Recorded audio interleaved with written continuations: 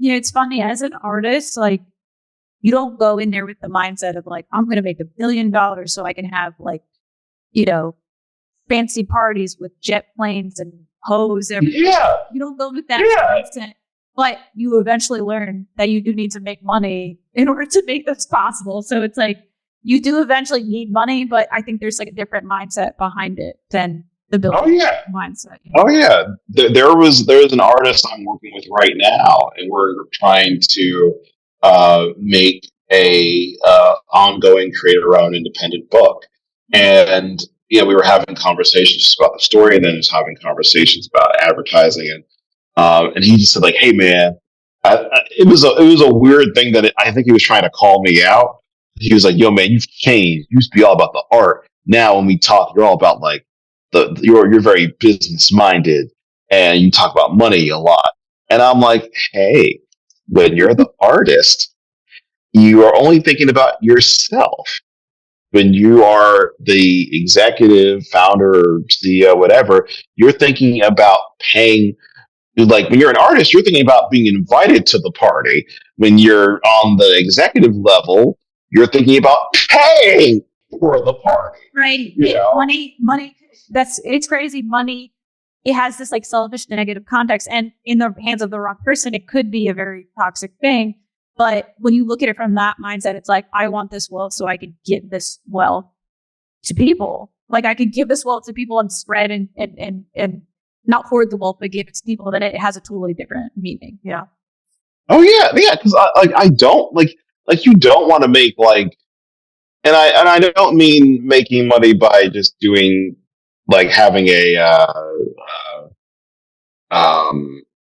like a cheap way of making money. Yeah. I'm like, hey, we're not going to sell out when it comes to the books that we do.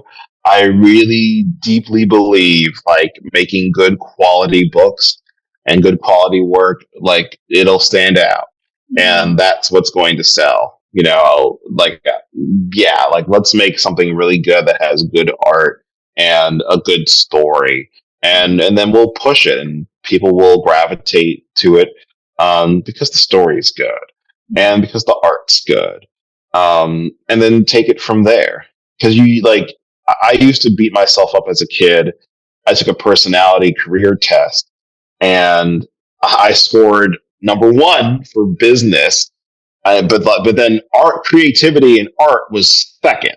And I used to be really mad. I was like, man, I want to do art, and a lot of my friends scored number 1 in art. But you equally need both. You need to switch into, the creative stuff. Like that's really fulfilling for your heart and soul. But the business side of things, it's like, okay, this is how I'm going to either pay and invest in other things or pay my rent or, because you have to keep the lights on. For the building. That's the thing. You can't be an artist if you don't have a place to live. Exactly. So like they are things that go hand in hand. Or if you don't have that capability, you need to find someone who does. Right. He's a nut job now, but he said something 10 years ago that I'm like, oh, like that makes sense. The sorry, I'm not going to name this rapper that's, I won't say who it is. It's a rapper who has been disgraced, recently, but this rapper who is a billionaire. Kanye West? It's Kanye West. Kanye West said something kind of interesting 10 years ago. He was just like, every artist needs a CEO. Artists should focus on creating, but they should be partnered with a business person. Right. Yeah. Because if artists are too much into the business, their creativity will suffer. But it is needed so they can still keep making money. It's like a yin and yang. Yeah.